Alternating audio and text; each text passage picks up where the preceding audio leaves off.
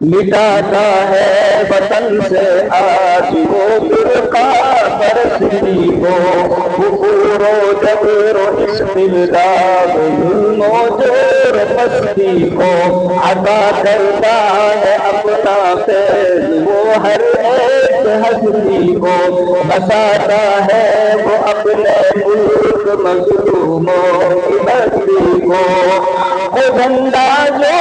تھا کلبت حسین احمد کے ہاتھوں میں، وہی جھنڈا رہا مرد خدا اسعد کے ہاتھوں میں، بفضل رب جھنڈا آج ہے ارشد کے ہاتھوں میں،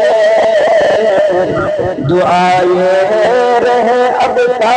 عمر ارشد کے ہاتھوں میں، آمین آمین، وہ جھنڈا